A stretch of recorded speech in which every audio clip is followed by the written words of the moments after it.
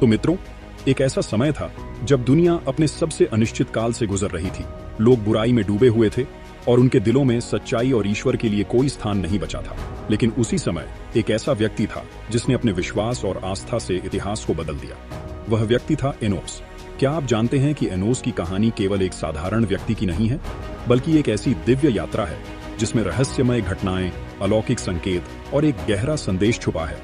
तो चलिए, आज की इस वीडियो में हम जानने की कोशिश करते हैं कि एनोस कौन था और उसने अपने विश्वास से क्या हासिल किया। लेकिन आगे बढ़ने से पहले इस वीडियो को एक लाइक करके चैनल को सब्सक्राइब जरूर करिए और साथ ही जय मसीह की हल्लेलुया या आमीन जरूर कमेंट करिए, क्योंकि जब आप जय मसीह की हल्लेलुया या आमीन लिखते हैं तो यह न केवल आपकी आस्था का प्रतीक होता है, बल्कि यह एक गवाही बन जाती है कि आप परमेश्वर के अनुग्रह और शक्ति पर विश्वास करते हैं। तो चलिए वीडियो को शुरू करते हैं। एनोस आदम और हव्वा का पोता और सेत का पुत्र था। जब वह पैदा हुआ तो पृथ्वी पर लोग तेजी से पाप की ओर बढ़ रहे थे। आदम और हव्वा के अन्य वंशजों ने ईश्वर के आदेशों की अवहेलना करनी शुरू कर दी थी। सेत ने अपने पुत्र एनोस को एक विशेष उद्देश्य के साथ बड़ा किया। उन्होंने उसे सिखाया कि जीवन का असली उद्देश्य केवल भौतिक सुखों में नहीं, बल्कि परमेश्वर की आराधना में है। एनोस बचपन से ही अलग था। वह दूसरों की तुलना में शांत, गहन सोच वाला और प्रार्थना में लीन रहने वाला था।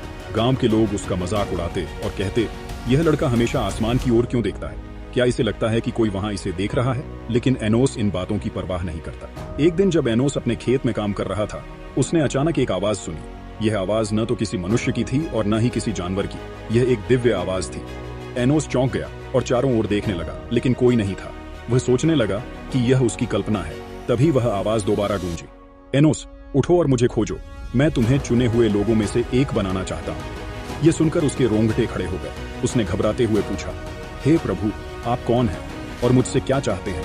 आवाज ने उत्तर दिया, मैं वही हूँ जिसने तुम्हारे पूर्वजों को बनाया। तुम्हें अपनी प्रार्थनाओं से इस धरती को बदलना है। लोग पाप में डूब रहे हैं, लेकिन मैं तुम्हें एक नई राह दिखाऊंगा। इस घटना के बाद एनोस ने अपने जीवन का लक्ष्य बदल दिया। उसने अपने पिता से सीखा हुआ ज्ञान अपने जीवन में उतारना शुरू किया। वह हर सुबह और रात परमेश्वर के नाम को पुकारता और प्रार्थना करता। लेकिन उसके इस नए जीवन ने गांव के लोगों का ध्यान खींचा।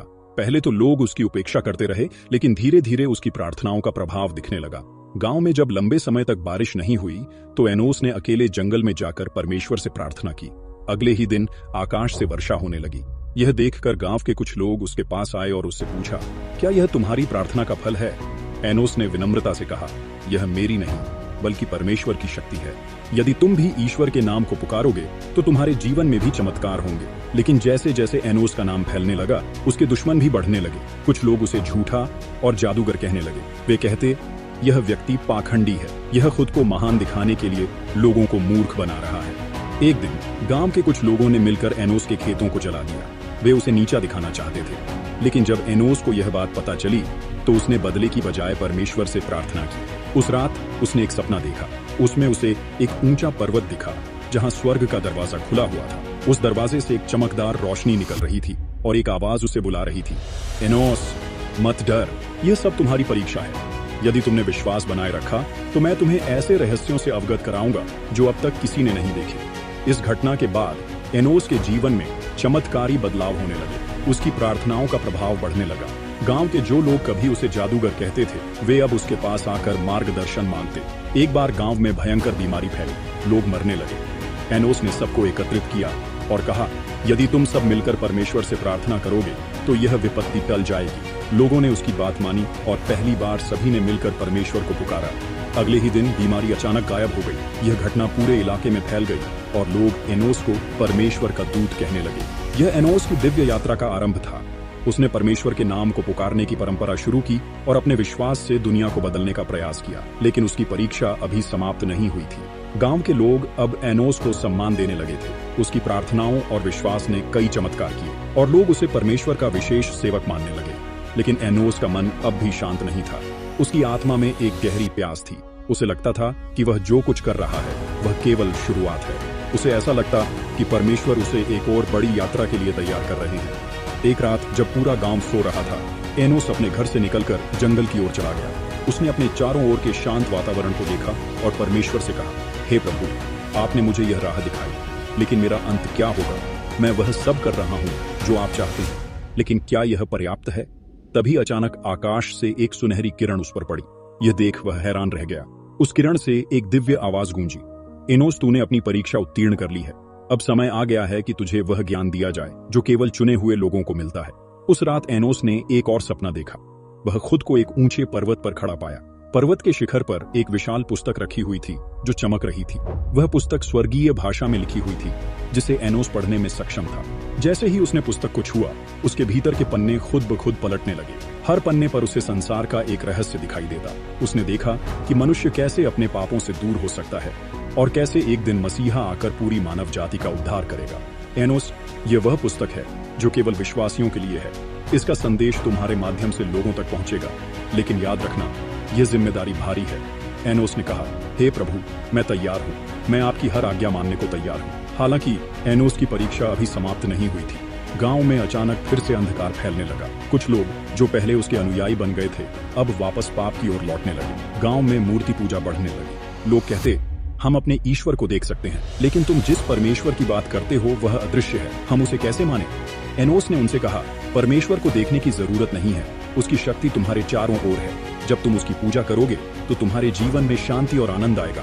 लेकिन बहुत से लोग उसकी बातों को नकारने लगे। उन्होंने एनोस का अपमान किया और कहा, तुम कौन होते हो हमें सिखाने वाले? तुम भी तो हमारी तरह एक साधारण इंसान ही हो। यह देख एनोस का मन दुखी हो गया। उसने सोचा, क्या मेरी कोशिशें व्यर्थ हैं? क्या लोग कभी नहीं समझेंगे? एक रात उसने परमेश्वर से प्रार्थना की और कहा, हे प्रभु, मैं असफल हो रहा हूँ। लोग मेरी बातों को नकार रहे हैं। मुझे बताइए, मैं और क्या कर सकता हूँ? तभी एक स्वर्गदूत प्रकट हुआ। वह स्वर्गीय प्रकाश में चमक रहा था और उसके पास एक संदेश था। उसने कहा, एनोस, निराश मत हो, यह केवल शुरुआत है। हर बीज को फलने में समय लगता है। तुम्हें विश्वास बनाए रखना होगा। स्वर्गदूत ने उसे एक और रहस्य बताया। तुम्हारी प्रार्थनाएं केवल इस पृथ्वी को प्रभावित नहीं कर रही, बल्कि वे स्वर्ग में भी दर्ज हो रही हैं। एक दिन तुम्हारे वंशज इस राह को आगे बढ़ाएंगे। ये सुनकर एनोस को एक नई ऊर्जा मिली। उसने अपने जीवन को पूरी तरह से प्रार्थना और सेवा में लगा दिया। वह हर सुबह गांव के बाहर एक विशेष स्थान पर जाता और घंटों परमेश्वर की आराधना करता। धीरे धीरे उसके जीवन का प्रभाव फिर से लोगों पर दिखने लगा। जो लोग उसे नकारते थे, वे अब उसकी मदद मांगने लगे। एक दिन जब एनोस जंगल में प्रार्थना कर रहा था, उसने एक अद्भुत घटना देखी। आसमान खुल गया और एक सुनहरी सीढ़ी जमीन से स्वर्ग तक फैली हुई दिखाई दी। सीढ़ी के ऊपर से आवाज आई, एनोस, तुम्हारा समय पूरा हुआ। अब तुझे स्वर्ग में बुलाया जाता है। तूने पृथ्वी पर अपना कर्तव्य पूरा कर लिया है। गांव के लोग भी यह दृश्य देख रहे थे। वे घबराए और दौड़ते हुए एनोस के पास पहुंचे। उन्होंने कहा, एनोस, ये क्या हो रहा है? क्या तुम हमें छोड़कर जा रहे हो? एनोस ने मुस्कुराते हुए कहा, यह स्वर्ग का बुलावा है, लेकिन याद रखना, परमेश्वर ने जो ज्ञान मुझे दिया है वह अब तुम्हारे पास है। उसे संभाल कर रखना और अपने जीवन में लागू करना। जैसे ही उसने यह कहा, वह सुनहरी सीढ़ी पर चढ़ने लगा। लोग उसे देखते रहे और अचानक वह स्वर्गीय प्रकाश में गायब हो गया। एनोस के स्वर्ग में चले जाने के बाद गांव के लोग उसके संदेश को याद करने लगे। उन्होंने परमेश्वर की पूजा शुरू की और पाप से दूर रहने का प्रयास किया।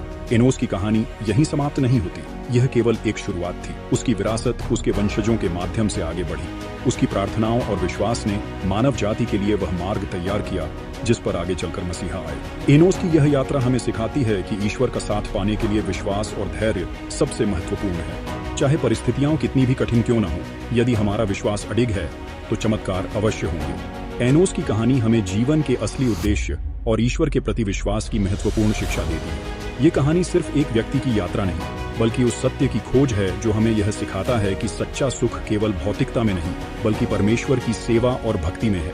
एनोस का जीवन हमें यह बताता है कि जब हम परमेश्वर के मार्ग पर चलने का संकल्प लेते हैं तो कठिनाइयां और चुनौतियां आना स्वाभाविक है, लेकिन विश्वास, धैर्य और ईश्वर पर निर्भरता से हम हर परीक्षा को पार कर सकते हैं। एनोस का प्रारंभिक जीवन सामान्य था। वह एक शांत और गहन सोच वाला लड़का था जो परमेश्वर की उपासना में लीन रहता था। उसके आसपास के लोग उसे मजाक उड़ाते थे, लेकिन उसने कभी उनकी बातों को तवज्जो नहीं दी। उसकी प्रार्थनाओं का प्रभाव धीरे धीरे दिखने लगा और जब उसने परमेश्वर से मिलकर गांव के लिए बारिश की प्रार्थना की तो आकाश से वर्षा हुई। यह चमत्कारी घटना उसे ईश्वर के दूत के रूप में स्थापित करने लगी। लेकिन एनोस की यात्रा में कठिनाइयां आई। लोग उसे झूठा और जादूगर कहते थे। जब उसके खेत जलाए गए तब भी उसने बदला लेने के बजाय परमेश्वर से प्रार्थना की। उसकी यह परमेश्वर पर विश्वास रखने की क्षमता ही उसे खास बनाती थी। जब एनोस को स्वर्ग से एक संदेश प्राप्त हुआ और उसे यह बताया गया कि उसकी प्रार्थनाएं न केवल पृथ्वी पर बल्कि स्वर्ग में भी दर्ज हो रही है, तो उसने अपने जीवन को पूरी तरह से परमेश्वर की सेवा में लगा दिया। उसकी यात्रा ने यह सिद्ध कर दिया